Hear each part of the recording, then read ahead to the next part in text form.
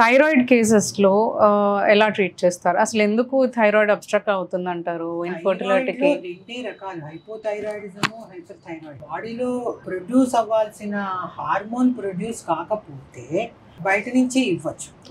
So ఇది endocrinologist problem. అట్లాంటి problem ఏదైనా ఉన్నప్పుడు మేము రిఫర్ చేస్తాం, ఎండోక్రైనాలజిస్ట్ కి రిఫర్ చేస్తాము. మేమే పెద్దగా ట్రీట్ ఏం చేయం. ఎండోక్రైనాలజిస్ట్ కి రిఫర్ చేసిన తర్వాత ఎండోక్రైనాలజిస్ట్ చూసి ఆయన పెడతాడు ట్రీట్మెంట్. అంటే దాని వల్ల కూడా డిలే అవుతుందా? హైపో వల్ల, హైపర్ వల్ల కూడా అబార్షన్స్ అవ్వచ్చు, ప్రెగ్నెన్సీ రాకపోవచ్చు. ఓకే, రెండిటి వల్ల కూడా రాకపోవచ్చు, అబార్షన్స్ అవ్వచ్చు. అవి కొంచెం ఎండోక్రైనాలజిస్ట్ కి రిఫర్ చేస్తాము, వాళ్ళు చూసుకుంటారు. It's not our subject. Okay okay, ఇప్పుడు ఫస్ట్ది కంప్లీట్గా నార్మల్గా అయ్యింది, వాళ్ళకి న్యాచురల్గానే ప్రెగ్నెన్సీ వచ్చింది, they are happy.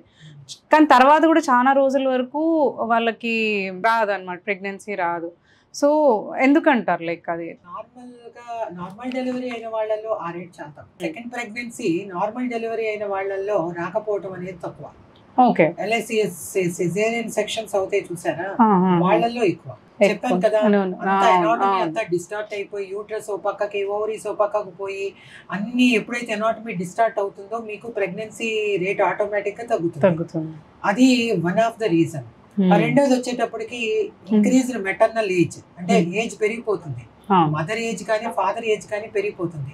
Mother age పెరిగినప్పుడేమో ఎగ్ క్వాంటిటీ తగ్గిపోతుంది, ఫాదర్ ఏజ్ పెరిగినప్పుడేమో DNA ఫ్రాగ్మెంటేషన్ ఇండెక్స్ పెరిగిపోవటం, ఇట్లాంటివి జరుగుతాయి. యంగ్ ఏజ్ లో ఫస్ట్ లో ఉన్నంత టైమ్డ్ ఇంటర్ కోర్సులు అంటే కలవటం అలాంటివన్నీ కూడా ఆ టైంలో జరగకపోవటం, ఫ్యామిలీలో సమస్యలు, స్ట్రెస్, స్ట్రెయిన్ ఇవన్నీ యాడ్ అవ్వటం, ఇవన్నీ ఫ్యాక్టర్స్ యాడ్ అయిపోయినప్పుడు సెకండరీ ఇన్ఫర్టిలిటీ వస్తుంది. ఓకే, అర్థమైంది కదా. సో ఇదంతా కూడా దేనికైనా మళ్ళీ ఇవాల్యుయేషన్, నెక్స్ట్